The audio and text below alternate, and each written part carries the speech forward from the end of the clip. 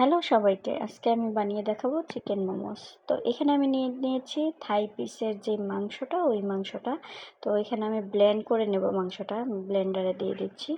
মাংসটা যখন এরকম ব্লেন্ড হয়ে যাবে তখন এটা নামিয়ে নেবেন।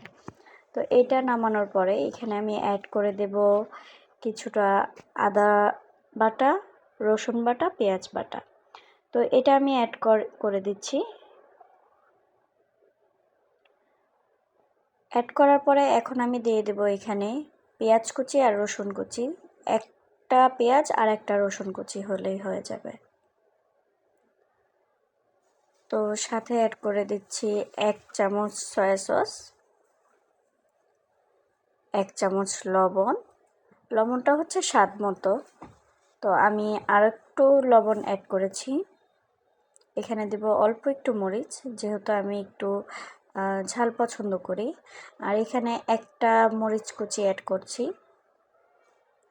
সাথে দিয়ে দিচ্ছি কিছু পেঁয়াজ পাতা কুচি, এটা আপনারা স্কিপ করতে পারেন। এখানে আমি আরও অ্যাড করব 1 চামচ যে রান্নার তেলটা, ওই রান্নার তেলটা। তো এখন এটা আমি মেখে নেব। মেখে নেওয়ার পর এটা আমি কিছুক্ষণের জন্য রেখে দেব। তো মোমোসের যে ডোটা, ওইটা বানাতে চলে যাব। এখানে আমি নিয়ে নিচ্ছি ময়দা। তো সাথে কিছু গরম পানি অ্যাড করেছি। এটা আপনারা ডোটা যেভাবে পারেন ওইভাবেই অ্যাড করবেন। তো ওর সাথে আমি একটু লবণ দিয়ে দিচ্ছি।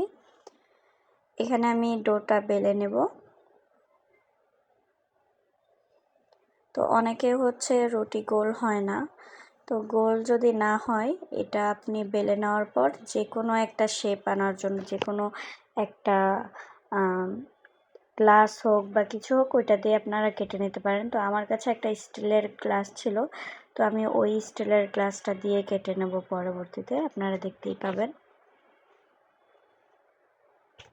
তো দেখেন, এই যে আমি ডোটা বেলে নিচ্ছি। যেহেতু আমার শেপটা সুন্দর হয়নি, তো আমি এটা পরবর্তীতে কেটে নেব।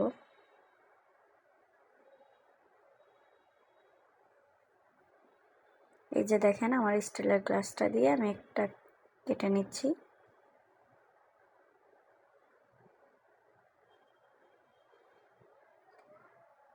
তো এরপর এটা ছেড়ে নেওয়ার পরে এখানে আমি যে ডোটা রেখেছিলাম ওইটা অ্যাড করে নিচ্ছি।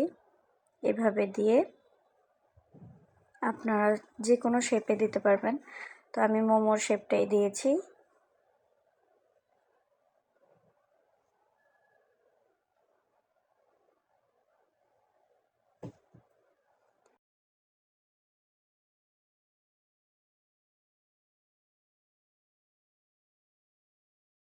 এখন এটা আমি রাইস কুকারে দিয়ে দেব। এই যে দেখেন, আমার মোমোগুলো তৈরি। তো এটা এত টেস্টি হয়েছিল। আবার নেক্সট ভিডিওতে দেখা হবে। আল্লাহ হাফেজ।